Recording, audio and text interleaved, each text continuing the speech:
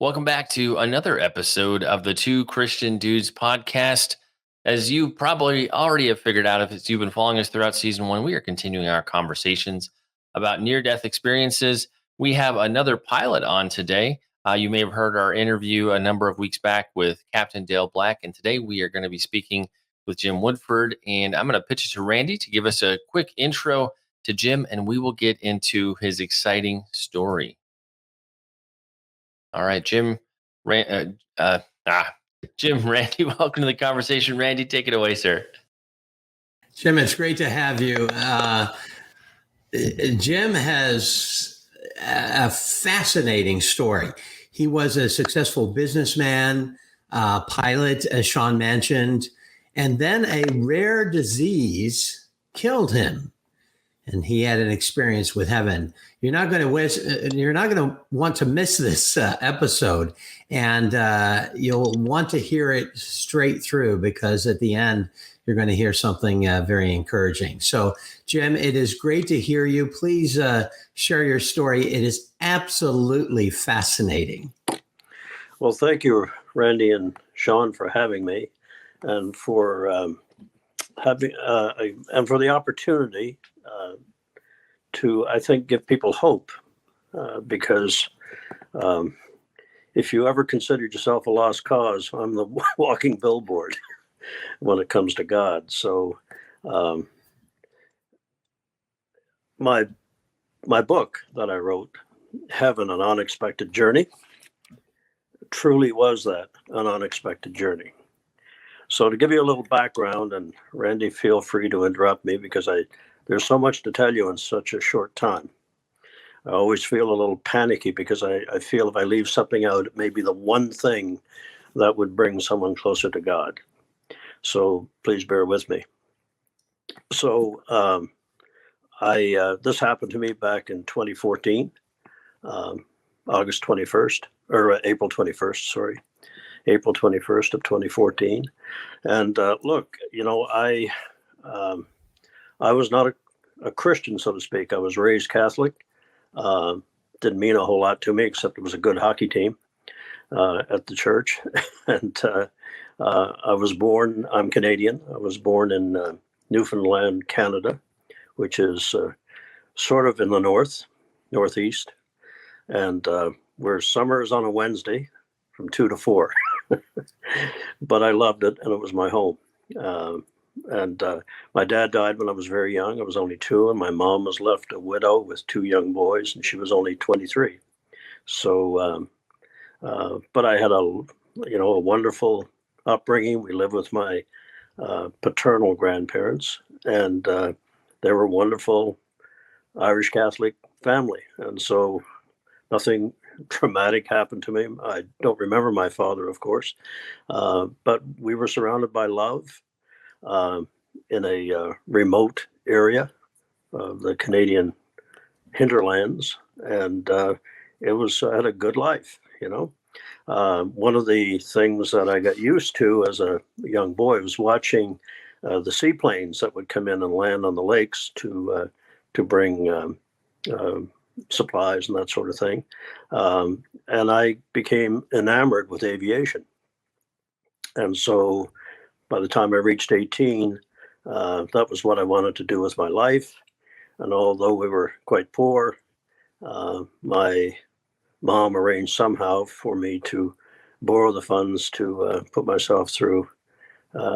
me through aviation school. And so at 18, I graduated. So I was back in 1967. If you can imagine a world without cell phones or satellites. And of course, growing up in the bush, I was able to land a job with a bush flying company. And from there, my career eventually blossomed into flying larger aircraft and working all over the world. And so, like anyone starting a new job, I loved it. If you're lucky enough in life to have a profession that you love so much, you do it for free, and on top of that, they paid you ridiculously large amounts of money to do it, you're very fortunate. And that indeed was me. And I So I loved it. I loved the travel, and eventually did a lot of work out of England and into Africa, South America, on special freight airlines. So yeah, I had a good career.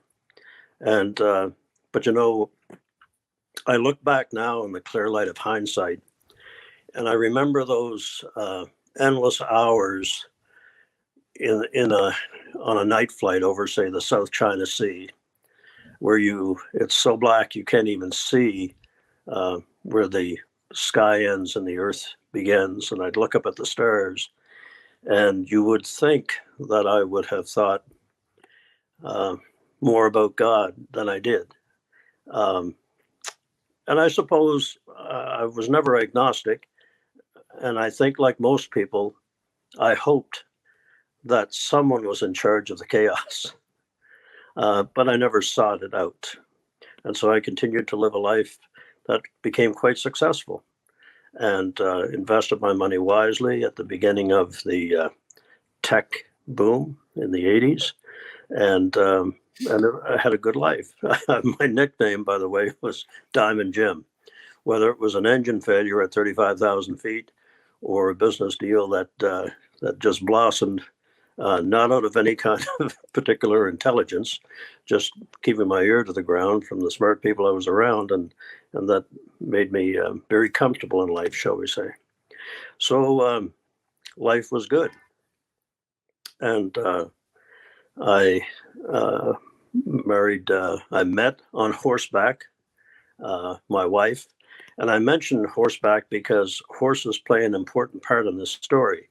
And when I grew up as a child in a remote area where we lived, my grandfather logged with horses. And so I grew up crawling under the bellies of horses and watching my grandfather and learning from him. So I've always had a love. And as I'm sitting here talking to you, I'm looking out the window at my horses as we speak.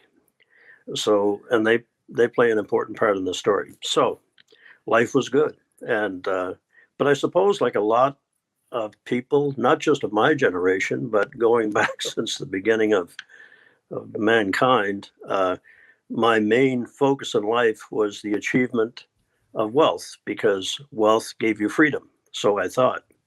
And I became good at it, and was rewarded accordingly. But little did I realize how hollow that is. And what I mean by that is whether it was my collection of British sports cars, my large boat, new airplane, I would enjoy those. But then I remember laying awake at night and thinking, is this all there is? Is this all there is? And I would interpret that as meaning I needed more cars or a faster airplane or a bigger boat.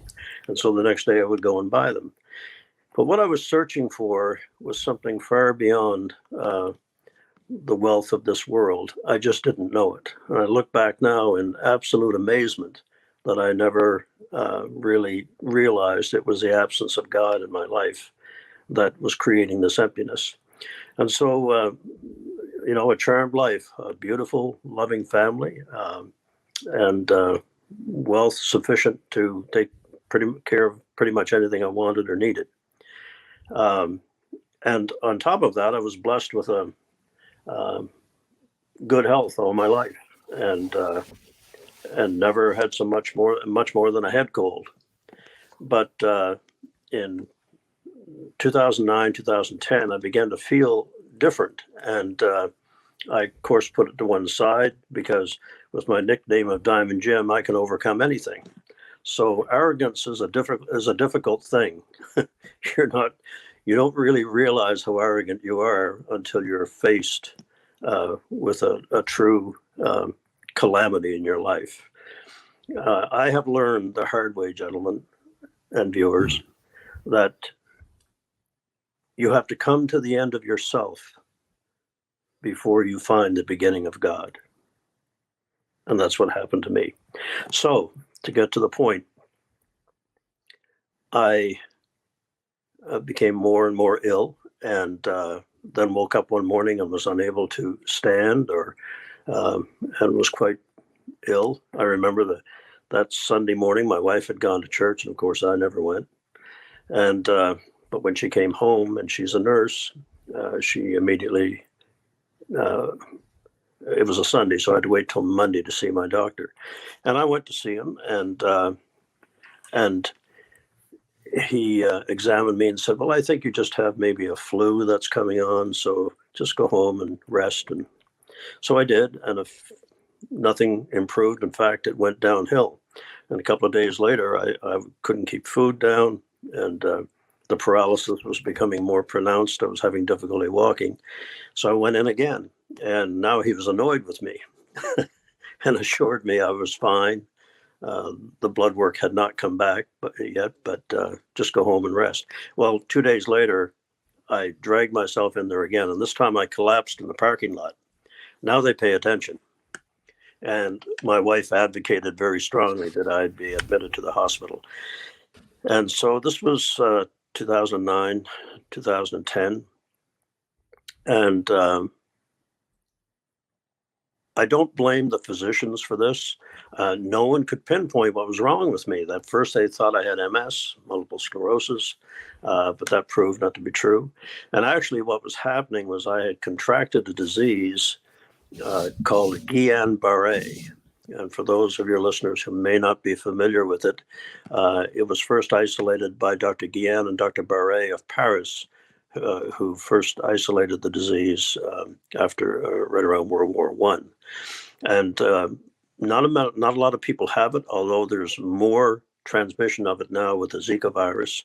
Guillain-Barré, named after the two doctors, is the erosion of the myelin sheath on your brainstem. And so the nerves react by not being able to perform the functions that they were created for. A lot of pain, tremendous pain, and nothing that worked. So I'm in the hospital, and they can't figure out what's wrong with me. Many physicians never see this disease in their entire career, and so they don't recognize it. I had one doctor tell me it's a small footnote in their studies, Guillain-Barré.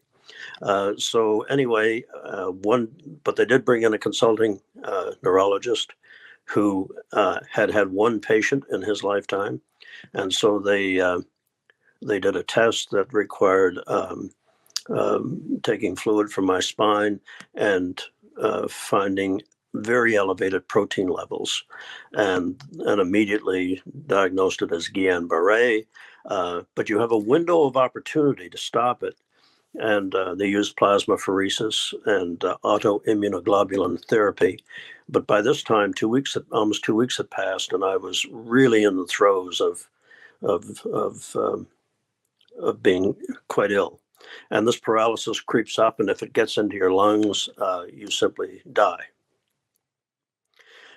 So they started intensive blood transfusions and to try and overcome, but it went into full-blown Guillain-Barré. But slowly but surely, and I started to get better. And you would have thought, having faced that, I might have taken the time to cast my eyes heavenward and said, "God, I may not have believed, but thank you." Not me. Arrogance, as I said, is a terrible thing. And, and I say this with all respect, airline captains are somewhat guilty of arrogance. We don't come by it naturally, but when you spend your life delivering hundreds of thousands of people safely to their destination, you feel quite good about that. And you have to be careful, because that sometimes becomes arrogance. And you think about that for a moment. You're flying through severe weather at 35,000 feet, and sitting behind you are a couple of hundred people, a couple of hundred SOBs just wanting to get home to their family, and it's my responsibility.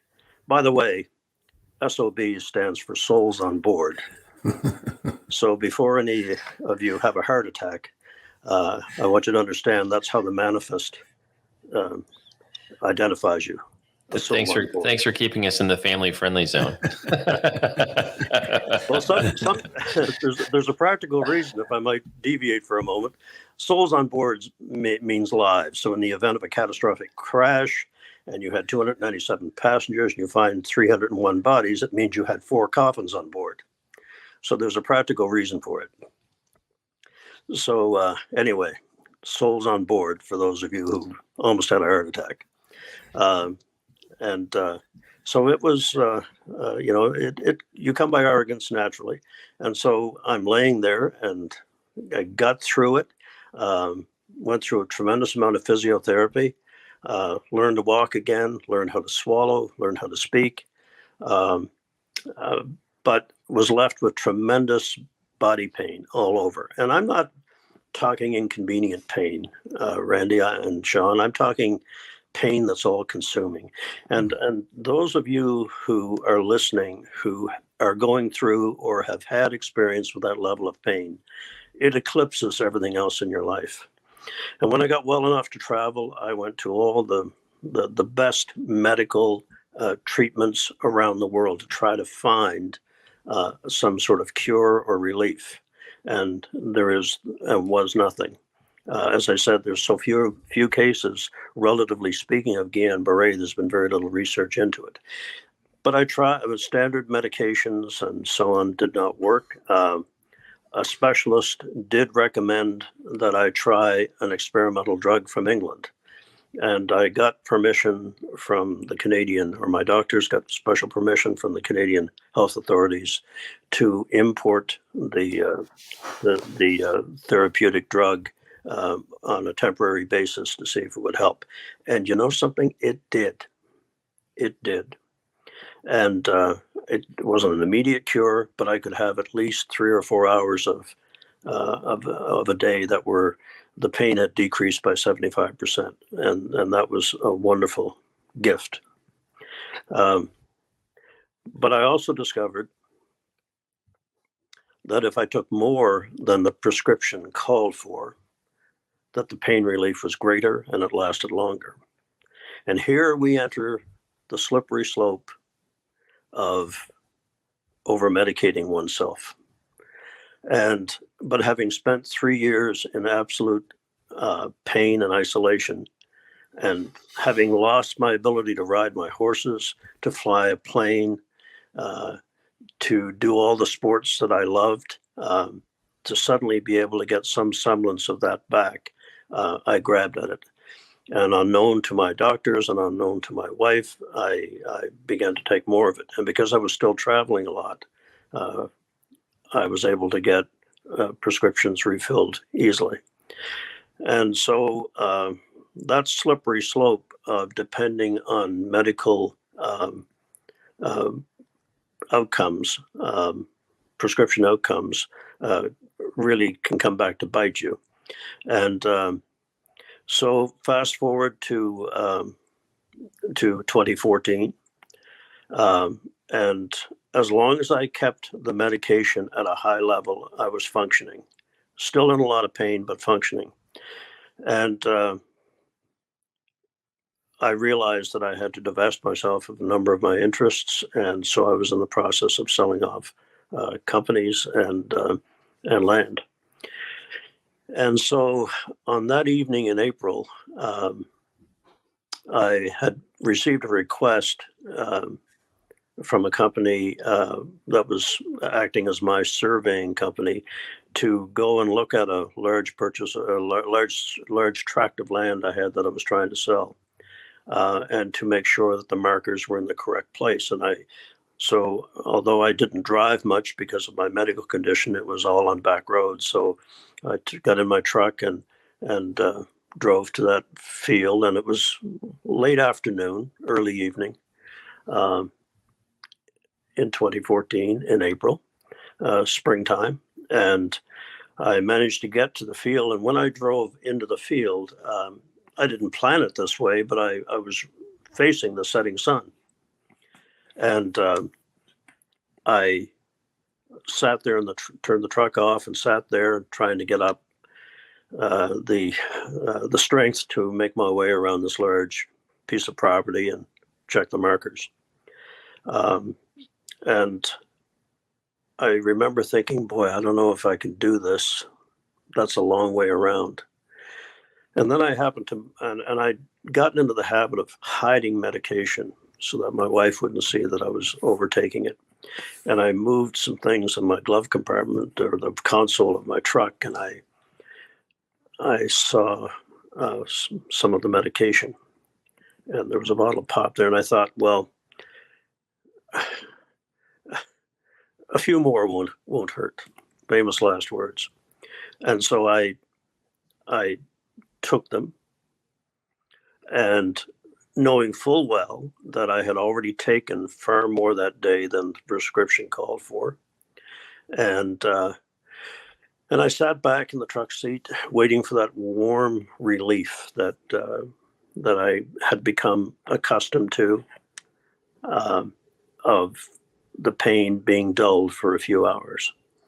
But as I sat there, something different started to happen, and I remember the feeling of intense heat in my lower legs was so intense that I thought the truck must be on fire. And I looked down quickly, and there was no fire. And this raging heat came rushing up my legs, and then from my fingertips inboard toward my chest. And I tell people, when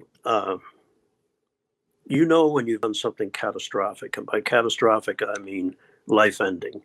And suddenly it was as though, as my lungs started to seize, it was as though I was in the cab of the truck was filling with water. And I kept raising my head to try to breathe, and I could not. And it was at that moment of realization that I was dying. And remember, I said I wasn't agnostic, but I believe the old saying, there are no atheists in foxholes. There are no atheists dying in trucks either. And I remember raising my hand, and it was shaking violently, to the setting sun.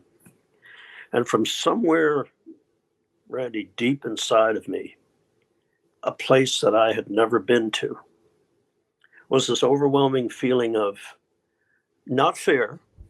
I'd had engine failures. I'd landed in difficult situations. It wasn't fear. It was a feeling of remorse that I had lived what many, by a standard that many would have thought the ultimate success, and that I'd never thanked the Creator if he existed. And so I raised my shaking hand to the setting sun, and I cried out the first of 6 words, the first 3 of 6 words. And the first 3 words that I cried out was, God, forgive me. Forgive me. And it came, as I said, from a place inside of me I hadn't been to in a long, long time. And when I no sooner got the words out than I collapsed on the steering wheel and hit my head violently, and I was gone.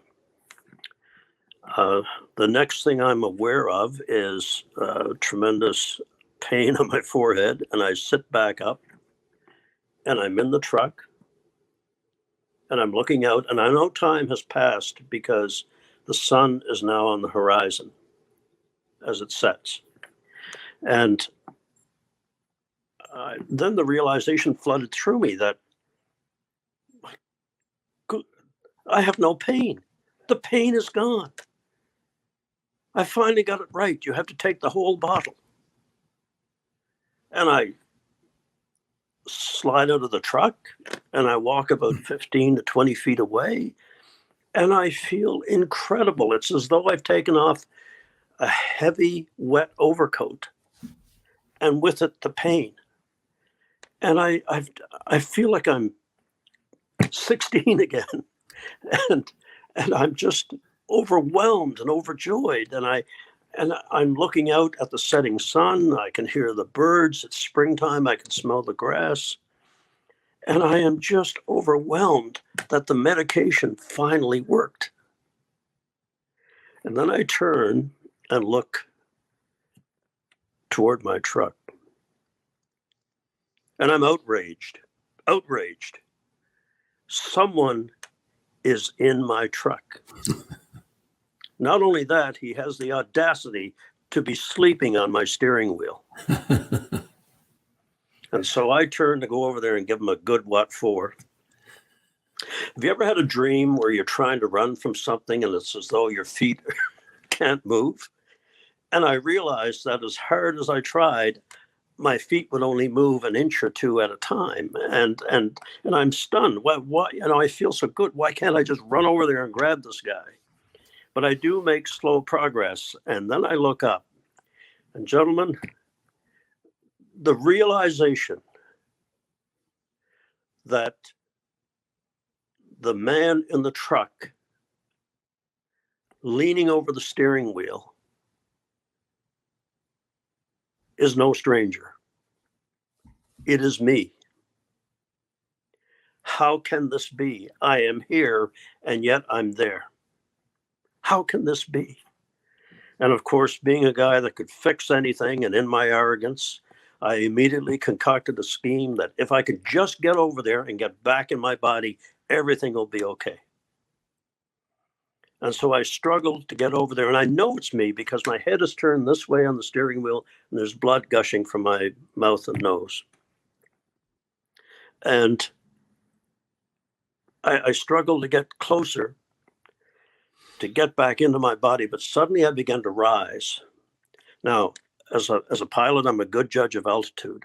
And as I'm rising, I'm stunned because how can this be? And I look, and now I'm drifting slowly backwards, but rising continuously. And I can look down and see the bed of my truck, see my toolbox, and I'm stunned. I rise a little higher, and then something made me look up instead of down because I could see the surrounding area. I can look through the back window of the truck. I can see my body sloped over the wheel. And then I turn and I look up. And there, right in front of me, is this golden circle. It's maybe 200 feet away. It's about 60 feet in diameter. And it's like a golden wedding ring. And then suddenly the center of it filled with a golden light. And I had the impression that it swung inwards and backwards like the door of an old-fashioned safe. And immediately my body went into a reclining position of about 45 degrees. And I mean, unless you've lived under a rock in a cave, I think everyone has heard of the tunnel of light, but I never paid any attention to it. And suddenly I began to go forward toward this tunnel of light. And as I went through the ring, I could see what was an immense distance, and all of it covered with cloud that was golden, but a distinct path through the center. And it seemed once I realized what this was, it was as though I had pushed the throttles on an L-1011 forward on V to achieve V1 on takeoff. And I felt this tremendous force of speed. And I went at tremendous speed into this tunnel of light, reclining backwards about 45 degrees. And to give you an idea of the speed,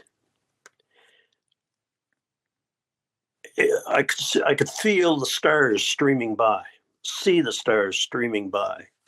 I mentioned that in Baltimore one night when I was speaking.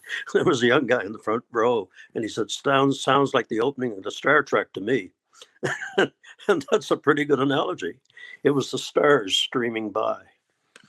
And I was terrified because being a technical person, always understanding why things were happening, wanting to learn, I was absolutely baffled. There was no rationale, no technical reason I could attach to this.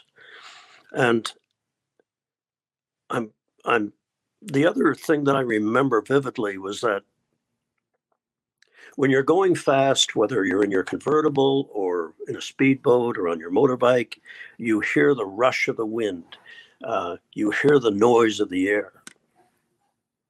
Nothing. Complete silence. And yet the sensation of tremendous speed.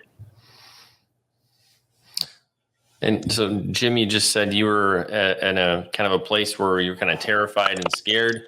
Did you enter further into the light and immediately encounter Jesus or angels, or was there a darkness that tried to pull you in first? I suddenly became aware of a bright light at the end of the tunnel that was even lighter than the tunnel. And as I came toward it, I decelerated and came upright. And I find myself facing, I still don't know whether to call it a door or a portal. It's covered in mist. But I do know I have no choice because I sense that the tunnel is closing behind me. And so I step through this mist-covered portal and gingerly put one foot inside because I cannot see what I'm stepping onto, and felt something firm. I brought my other foot in. I look down, the mist starts to clear, and I'm stunned because I'm looking at the most perfect green grass I've ever seen. Each blade beautiful in its symmetry and its evenness. I now know what they mean by the grass is always greener on the other side. They're talking about heaven. And then the mist clears in front of me. I look up, and to my right, there's this beautiful mist lifting off this field, and the field is covered in flowers of so many colors, and colors that I have no name for. And I mean, I've traveled on every 52 countries in the world. I've been in the most beautiful places, and nothing compared to this. And I'm stunned by the beauty of it and the rolling fields, and it seemed to go on forever. And this beautiful vault of a darker blue sky than we're used to here on Earth, but no sun. Because as a pilot, I was trying to orient myself, and I thought if I could find the sun, I know in my southeast, southwest, no sun. Everything seemed to generate a light that created this fusion of color. And then I swung my vision to the left, and as I left that beautiful vista on the right, the grass went from green to brown to black to scorched. And I was really taken by and looking for the technical reason. Why would there be this dichotomy between these two vistas? And that darkness continued to the left and into what seemed to be a crevasse. And I guess I'm just naturally inquisitive. I made a few tentative steps to the left to see what was beyond this chasm. And as I looked down, and it was as though the walls of this chasm were covered with a shiny black coal, anthracite. And as I looked down, the first thing I saw was at the very pit of the bottom of this abyss, was a fire, a red fire, as though you would glimpse a campfire in a distant valley. And but I was caught by the difference, and not only that, there was a sense of gloom, a miasma. I've learned a sense of dread. I think ever since we crawled out of caves, we've always feared the darkness. And so I started to turn away from this, but then something happened. The fire became greater at the bottom. And as I'm looking down, two things happened. The brightness of the fire increased, and I realized that down and looking sideways, it was as though a door had opened, a large door. And I could hear a sound for the first time.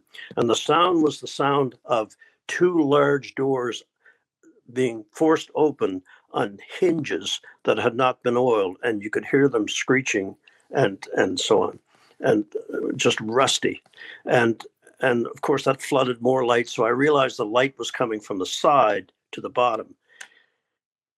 And then, to my utter amazement, something shuffled out of that doorway. The doorway was huge, and so was the creature that came out. And I'm looking down on it, and it appeared to have a form, large, round.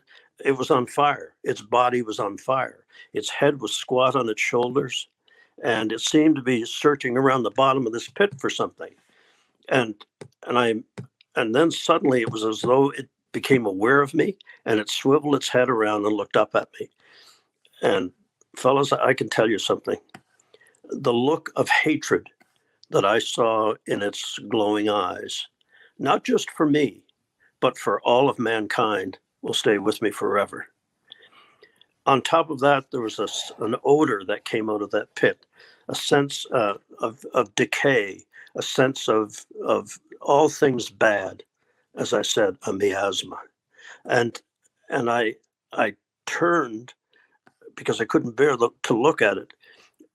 But just the second before I turned, it began to scramble up the sides of that pit. Now, for its size, it was large. It moved with an amazing nimbleness. And it crawled very rapidly up the side of that pit.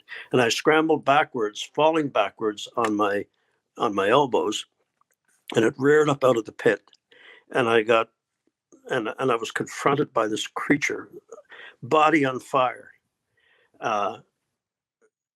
dripping saliva, uh, and the most horrendous face. But the other thing was there was screaming, and the screaming was coming not from its mouth.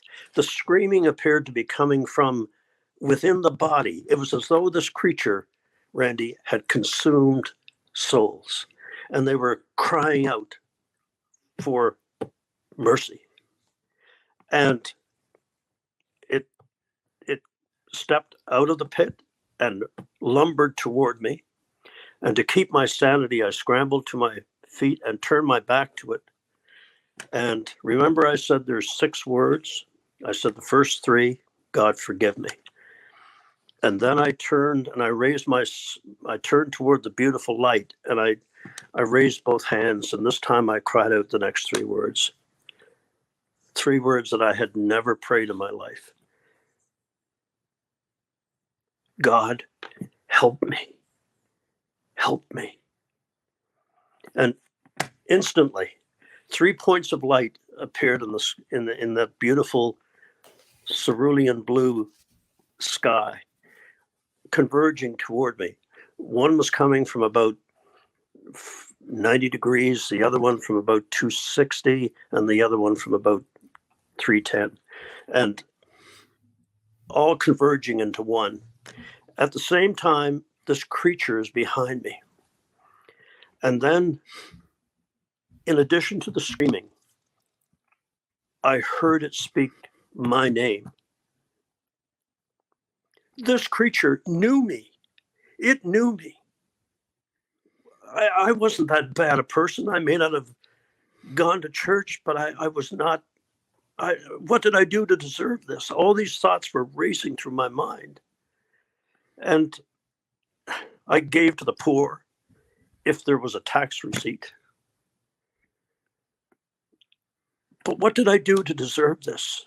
And it had a strange voice. It was in between a growl and a whisper. And I could hear it saying, Jim, we are here for you. We are here for you. Join us. Come to us. And I honestly believe that had I turned at that moment and looked into its face, I would have been snatched. But instead, I concentrated on this beautiful light coming toward me. And all of a sudden, the lights fused together, and I'm looking at this light traveling toward me, and the light washed over me. And at that point, I turned to look back. And Randy, when that light struck that creature, it screeched and screamed in agony and scrambled backwards like a rat running for cover. Darkness and evil cannot live in the light of God. It must not live in the light of God. And I turned back to look, and I mean, I might not have gone to church, but I knew what an angel was. And suddenly I'm looking at three magnificent beings coming toward me. Very tall, very elegant, silver, long hair, beautiful golden light, which was, as I learned later, a refraction of their golden wings that creates this, what we call a halo. It's the light on their silver hair from their wings when their wings are extended. And I remember being astonished because the feeling of love and peace and safety that flooded over me when just mere seconds before I felt all this hatred and evil toward me was truly overwhelming. And so they came right up to me, and the first one approached me. And of all the things that I will always remember about this incredible encounter were their eyes. Now imagine these creatures, these beautiful creatures, 10 feet tall, another one about 12 feet tall, and then the one coming behind dressed in warrior gear, truly a guardian angel, about 15 feet tall. So these are wonderful creatures. So the first one walks up to me and looks down at me. And the thing that I'll always remember are their violet eyes. Violet eyes. And then he spoke to me. And his lips didn't move. It was more than telepathy.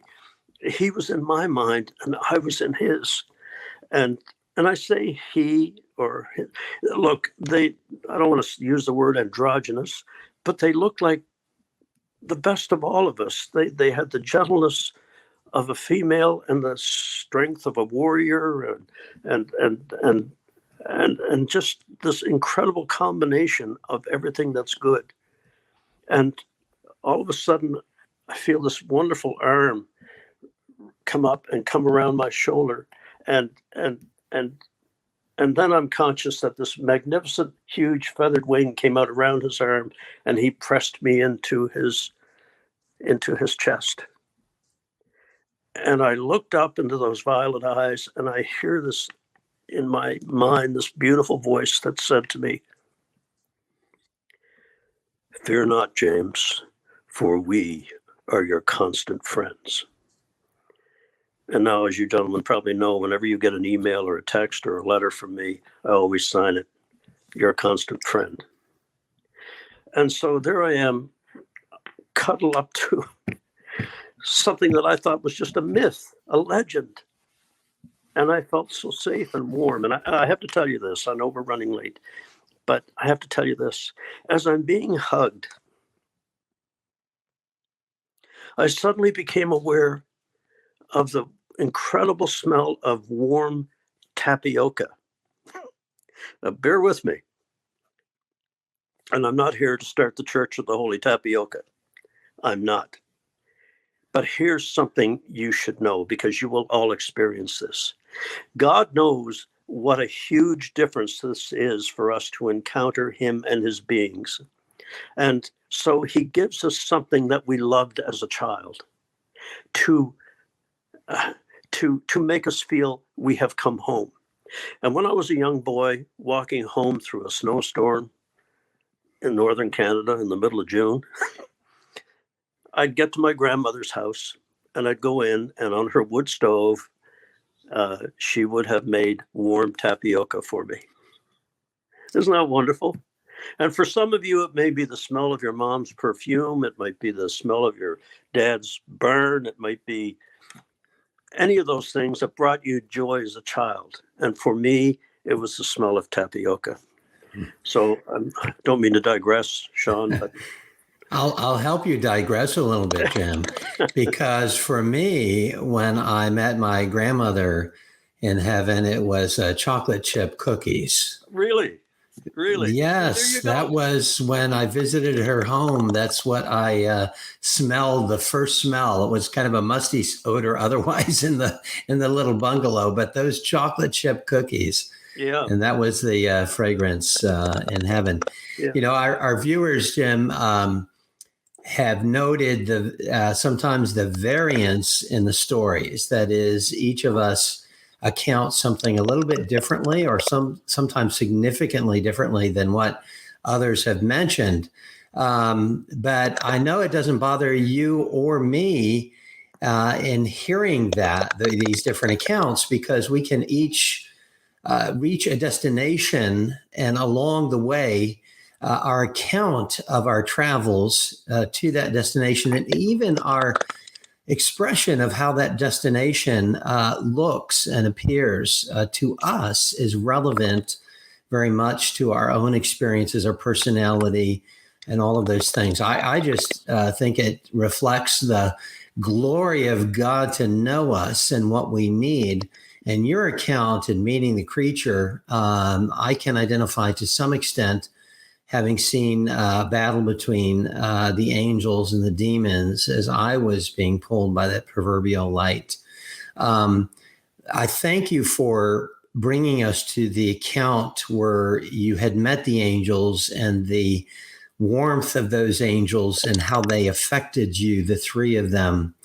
But I've got to ask you this question, Jim, because you are looking over at your horses there. And I recall reading your story. And by the way, our viewers and listeners have got to read Jim's book. It's fantastic. But one of the comments that you made in your book, when you woke up, you had mentioned to your wife, "Well, there are horses in heaven." You've got to get to the horses, Jim. Yeah. And Okay. what you saw there. All right. I apologize. I am guilty, as I said at the beginning of the conversation, of trying to get as much into the story as I can, because I'm afraid I'll leave something out that may help someone. So anyway, the guardians were wonderful. I felt safe, and then they're very elegant. I do have to tell you this, because I think people would be very interested in this. I was taken by how they bowed to me. They bowed to me. And I felt rather uncomfortable, because I should be bowing to them. And I questioned why, because it was such a bow of respect and subservience, and bowed very low. And they spoke with kind of this Victorian perfection in their voice. I didn't hear any thou or thee or, but a very measured tone that incredibly, and with every word they spoke, there was wisdom. Anyway, I questioned the guardian that I eventually found out was mine all my life. Now that angel had pulled an awful tour of duty, but I digress. But I asked why, and they said, "James, do you not know that when we look at mankind, we see the spark of life of our master?" Isn't that something? We who consider ourselves the lowest of the low are looked at by the angels in awe of us. Anyway, so we walk, and I'll skip forward, but they showed me many things, told me many things. I developed 360-degree omnivision, I call it. I heard everything. I understood everything. The beautiful flowers that spoke to me, that sang to me. But eventually we come to this beautiful pasture, and I guess they knew my love of horses. And again, I think it ties into your comment on your grandmother's chocolate chip cookies, and my love of tapioca, and because they wanted to show me something that would really make me happy. And the second guardian raised his hand, and suddenly, coming from around the grove of trees toward me, and as they trotted across the grass lit up with light from their hooves. And there were three of the most magnificent horses coming toward me. Now, I had never studied the Bible. I had no idea at that time that when Jesus comes back, he'll be riding a white horse. It's in the Bible. And I'm stunned, because as I stand there, and they come right up to the fence, and I had loved their kind all my life, and they seemed to know that. And they looked at me with such love in their eyes. And I reached forward to stroke the neck of the lead horse. And my hand sank right into the body of this being of light. And when I pulled it back, Randy, the light of the horse's body stuck to my hand till I got it 10 to 12 inches beyond, and then it came back into the horse's body. And it was just phenomenal to watch and to experience. And I've come to call it the sticky love of God. That's something you hear every day. So so that was the horses. And so we went from there, and I'll skip through to a really important part. They were showing me more things, and I suddenly was conscious of one of the guardians standing next to me, and he said, "Hold my cloak." And so I reached over and held on, and suddenly we were above, looking down, and I thought I was looking at a reflecting pool, but it opened up, and I realized I'm having an aerial tour of heaven. And I hate using that term because you hear people that talk about our experiences, Randy, and they call it heavenly tourism. What a lack of faith that is to hear that term of derision. I believe with all my heart, I know this is real. I wasn't imagining it. I wasn't hallucinating. And so I was able to look, and I didn't know at that time that I wasn't being allowed to stay. You have to remember that. And people say to me, "Did you see your family?" No, I did not. It was explained to me that later that I could not set foot in the heavenly city, but they would show me the heavenly city. I didn't connect it with the fact that I wasn't staying. So anyway, to see the halls of knowledge, the halls of wisdom, how heaven is laid out. And yes, the streets are gold, but it's not the brassy gold that we come to think of on earth. It's a different shimmer of gold. It's not the Fort Knox kind of gold. So saw many things, had the opportunity to ask many questions. The thing I do want to talk about, because this is a comfort to so many parents, there was one building that stood out among all the rest. And the buildings are made not of stone, not of wood, but of a material that has a light in it. Now that, I don't want it to sound too Las Vegas-y, but it was a gentle, welcoming light. But this particular building glowed with a light that had a warmth to it. And I asked what building that was, and I was stunned when they said, "That is the nursery." And I responded, "Nursery in heaven?" And they said, "Yes, James, this is where the souls of aborted children or children who die in their innocence from disease or come back here. And each soul is so precious to God that they're cared for. They grow at a different rate because they're not growing a physical body. So they grow at about 3 times the rate that we do, that a child does on earth. And this is where they take care and so on. Of the little souls that have been unwanted or have died. And I had no idea how this part of the story would have such an effect on women who have lost children or who have had to have an abortion at a time in their life when they had no other option. And it's been a blessing to explain to these parents that their child lives. Their child lives. And so, anyway, getting right to the main event. After showing me much more, we came back to paradise, the ground of paradise, which was outside the walls, I learned.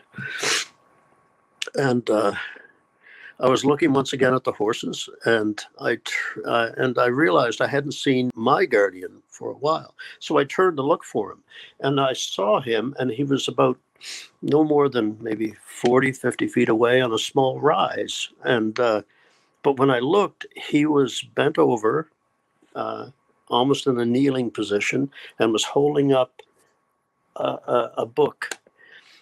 And facing him was a more magnificent figure than even the angels, but I couldn't see the face.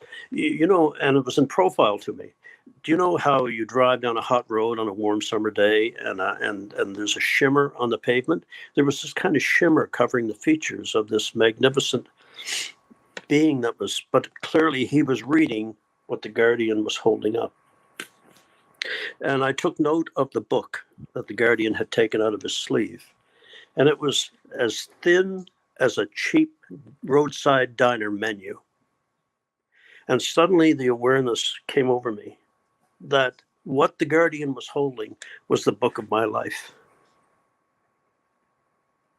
And instead of it being a book filled with good deeds and kindness, all I had to show for a life that I thought was the epitome of success was this tiny, tiny book. Thin.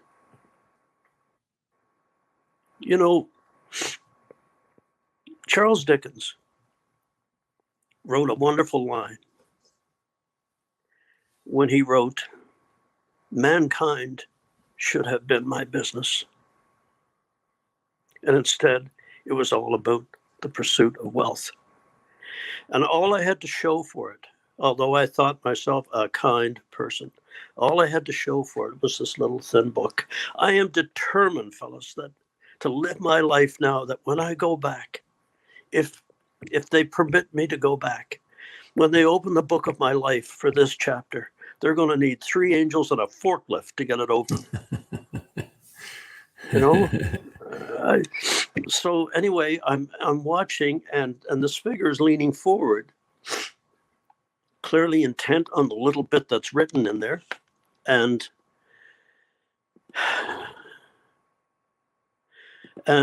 suddenly the figure straightened up, and the angel folded the book, put it in his sleeve, and disappeared. And then this magnificent figure turned toward me. And as he turned from profile to direct on, suddenly the shimmer, gradually the shimmer that had covered his features vanished.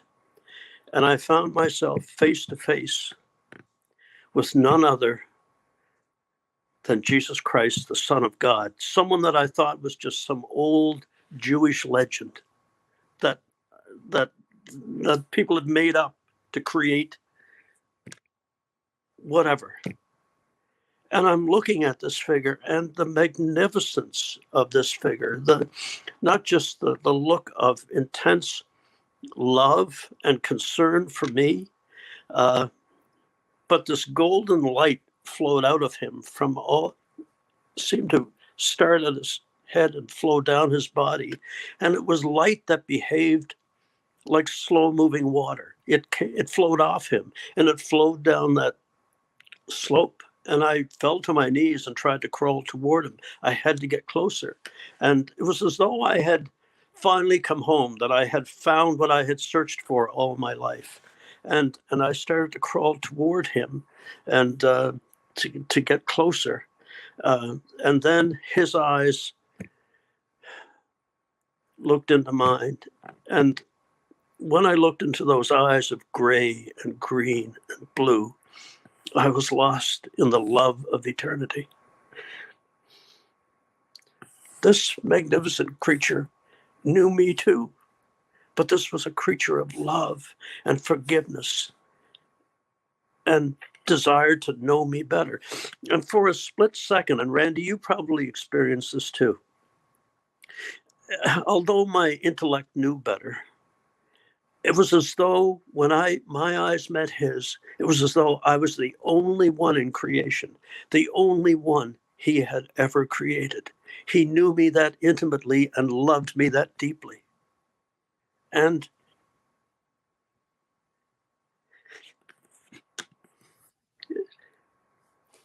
it was a moment that I knew from then on that whatever happened to me, I was his forever, forever. But I just wanted to be around him. And I tried to crawl closer to him, and two guardians appeared beside me and held me back. And I struggled free and continued to climb toward him. And suddenly he raised his right hand, and there was no mistaking what the gesture meant. He was still smiling in a gentle way, but this was a definite command to stop. And I remember the feeling inside of me of not being allowed to come closer. And I waited with, I don't know, bated breath, I guess, if I was breathing, but I was just completely enveloped in the love of his eyes. And then I guess I must have taken another step or two or crawled on my knees, and I heard all of a sudden he raised his hand even higher. And Randy, when he raised his hand, his cloak fell back, and I saw the remains of the crucifixion. And then he looked intently at me, and he began to speak to me. And people say to me, what did it sound like? How can I possibly, I attempt to, but how can I possibly be accurate? But suddenly I heard his voice, and with him, unlike the angels, which was more of a telepathy, not telepathy, but a mind thing, Jesus's face moved just as you or I would, speaking to each other. And then I heard the voice of the Son of God, and it stunned me that he knew my name. He knew me. And he looked at me with the gentlest of smiles, hand still raised, meaning to not come forward. And he said to me, James, my son, this is not yet your time. Go back and tell your brothers and sisters of the wonders we have shown you. And his hand slowly came down and crossed over his left. And I was overwhelmed with the fact that he knew my name. But more than that, I was now coming to the realization that I wasn't being allowed to stay. And I began to plead. I began to beg. Please let me stay. This is what I've yearned for all my existence. I just want to be wherever you are. Please don't send me away. Please let me stay. And I remember saying this, please let me stay. I won't be any trouble. Can you imagine saying that to the Son of God? I won't be any trouble. But I was desperate. And suddenly two guardians appeared beside me and lifted me from the ground and turned me around and were carrying me back down the path. And I wrenched my shoulder away to turn to beg one more time to allow me to stay. And Jesus was gone. But standing exactly in the place where he had stood was this magnificent warrior angel that had greeted me. And all of a sudden, he began to expand. He grew even taller than 15 feet, and he put his wings out to their full magnificence. And they spread out and upward in this beautiful gold, and he was surrounded with light. And the message was clear that he was barring the way forward for me. And suddenly, I feel the angels hold me again. Everything goes dark, and I'm in a black tunnel, and I can hear water, and it's cold, and it's painful, and I feel like I'm descending at tremendous speed. But unlike the tunnel of light, there's no beauty. There's just darkness, and I'm going down this steep descent, And suddenly, I guess they tell me that I scared the daylights out of the nurses because I had been, of course, triaged, and they had told my wife that there was no hope of me coming back, that there was no brain sign, no sign of dreaming, no sign of hallucinating, nothing.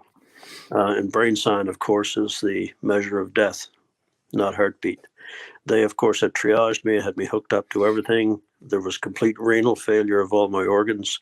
And the doctors had said to Lorraine that they would keep me until our children arrived to say goodbye, and then they would recommend that she pull the plug on the machinery that was flowing blood through my organs. And suddenly I come upright and scared the daylights out of the nurse, she told me, and later, and screaming around all the tubes because I was intubated. And they ran and got my wife and said, "Mrs. Woodford, come quickly, come quickly." And Lorraine's a nurse. She ran into the room and she couldn't believe it. She said, my eyes were as big as saucers. I was trying to orient from the beauty of heaven to lying on a gurney. And she climbed up on the bed with me and started to cry, and they were watching my blood pressure come back to normal. All my organs start to operate again. So eventually they pulled the tube out so I could speak clearly, and my throat was terribly sore and raw. And I looked into my wife's pretty face, and I said, Lorraine, I saw Jesus, and Jesus has horses." Of all the things I could have said to her, Jesus has horses. And I'm back. Wow, there's so many directions we could go after everything you've shared. But I want to be conscious of our time because we are starting to get to the end of our time together today. In terms of what you understood is why you came back, what your mission, your calling was on this side of your heaven journey, what shifted for you? How was your mission different on this side of your experience? Just let me quickly tell you this. What the words that Jesus said to me, James, he knew my name, my son. He's the father of us all. This is not yet your time. That implies to me that if I live a good life, there will be a time when I'll go back. Go and tell, which I'm doing with you now, your brothers and sisters of the wonders we have shown. And that's what I try to do every day. And, and the cynics out there, when they see me hawking a book, the funds from this book go to help all the poor that we can find. It's not a lot, but we do what we can. That's another thing that I think that has been noted by some of the listeners or viewers, and I too, Jim, have authored a book. They think, oh, well, they're just taking advantage of the opportunity, really. And that kind of discounts the story in itself. In reality, many of the accounts that we've heard really are those that where either the author has reluctantly entered into writing a book or has been compelled by this edict that they felt from the Lord saying, you need to share this story. But I don't know if I've run across a single one who is a born again believer in Jesus Christ who has profited through this process. Well, there you go. Jim hasn't either, So it all goes back into the ministry. It all goes back to helping others. Well, sadly, as we all know, there are, shall we say, people preaching that do it for money only. And so the rest of us are tarred with that brush. I don't look for any of that. I don't want any of that, but we do want to help all we can. Yes. And your story, Jim, gives glory to Jesus Christ. And that's what I think is the determinant of what is a testimony that the Lord wants to be shared publicly in forms like this versus others who may share it and kind of give that glory to them. They feel enlightened or something to that effect. I know Jim and I share this. I actually have to say, Jim, to you, that when I hear you, and I've heard your story before, of course, read your book, that I have an affinity for what you went through. And there may be a few others as well, where I'm with you in that experience. That is, I have a koinonia relationship with what you've gone through. Even though our accounts are varied, there is that very identifiable kind of feeling and gripping. I don't know if viewers noticed I was kind of tearing up because when you went there with Jesus, I couldn't hold it in. There's that, to me, personally testifies of the reality and also the need to tell this story publicly and to give glory to the Lord of his reality and his truth and his love.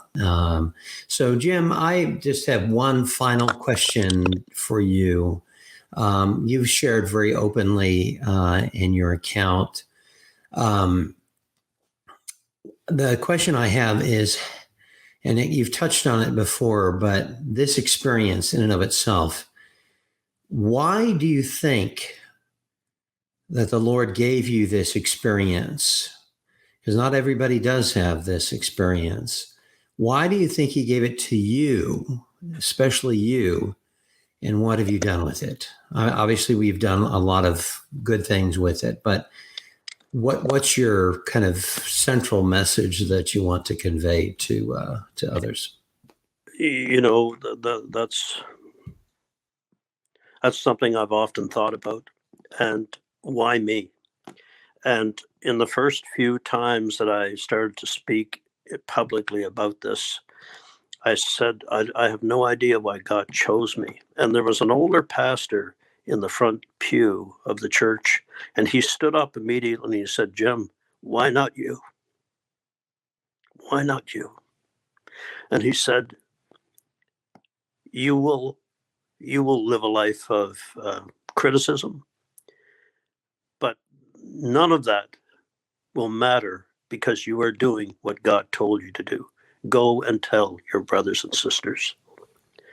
And so that's what drives me. And it was my friends at Destiny Publishing, who I met through my co-author, Tom Gardner, who convinced me really to do the book, because I too had concerns about being perceived as someone who did this for money. And sadly, as I said earlier, there are people that do it. But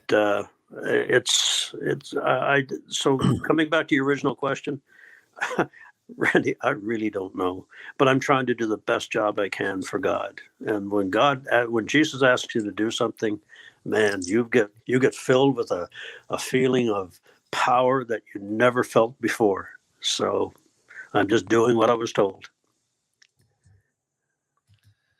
Well, and I'll say for me, in terms of Jim's story, a couple things that stand out as I try to think in my mind and contrast with what others have shared. Certainly, the horses in heaven, that's an element that's unique. We've had another guest talk about encountering her dogs in heaven, and not everybody experiences animals in heaven, but that's certainly something unique from Jim's story. And then for me, I love the interaction that he had with the angels. Not everybody has that depth or that much experience encountering angels in heaven, and so that's something that really just stood out to me from his story. Randy, I don't know if you want to comment anything for you that really stands out from Jim's story. Yes, and that is the moment that Jim went in, is the condition of his heart.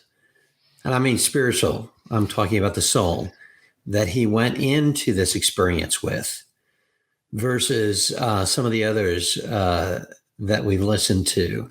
For example, Jim testified that he wasn't an agnostic, but he wasn't, this person who, was praise the Lord, hallelujah all of the time.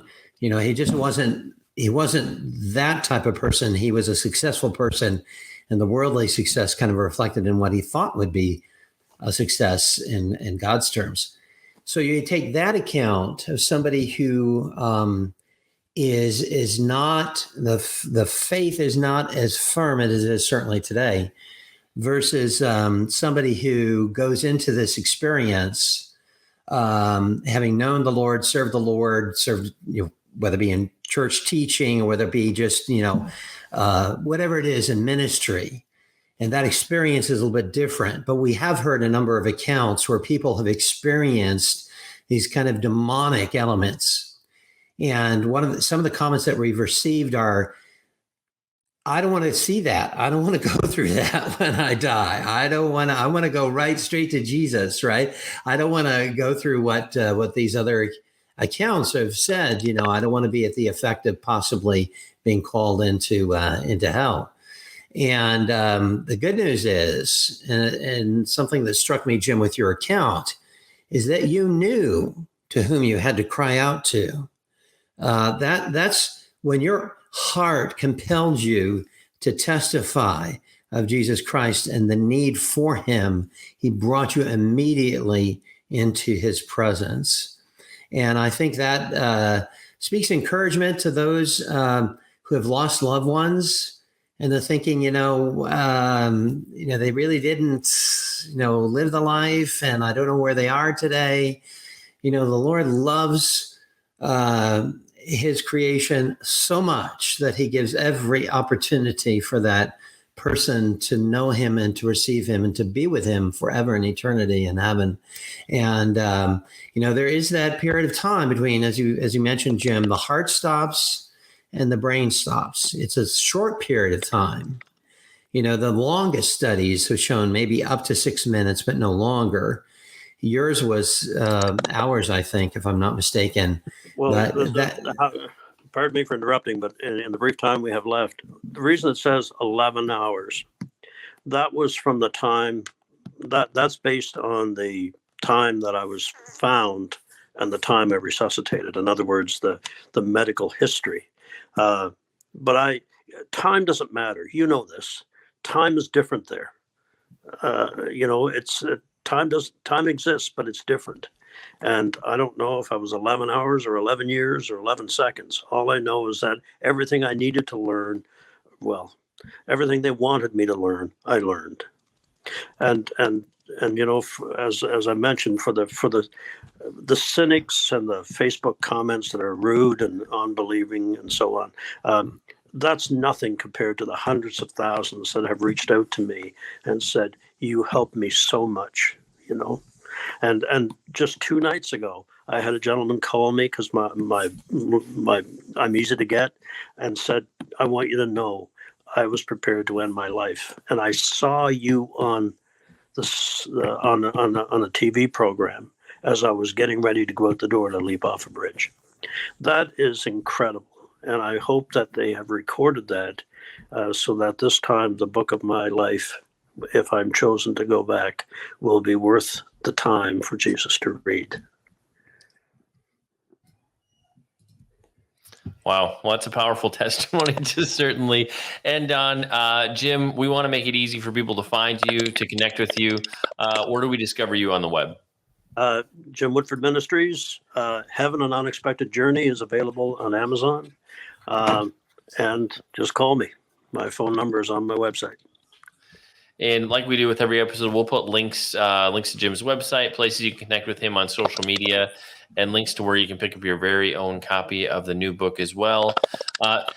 We're so honored that Jim came back a second time. We had a technical issue with our first recording, and it went bye-bye. And so we actually got to record this one again. So we're glad Jim came back. Sean, I think that was satanic. So. Yeah. Yes, I'm not sure what was wrong with that first one, but we did get the second one down. But they can't. He can't keep 3 Christian dudes down. Right. That's right. As soon as we're done with this episode, I'm like downloading this one, putting it in the vault. We'll keep it safe. We won't let this one be taken away. But Jim, truly an honor. Thank you for sharing with us, pouring into our audience. We really appreciate it. We, just like everybody else, is so touched and encouraged by your story. Thanks for sharing it with us. Thank you. God bless you both. Thank you. Bye. Thanks, Jim.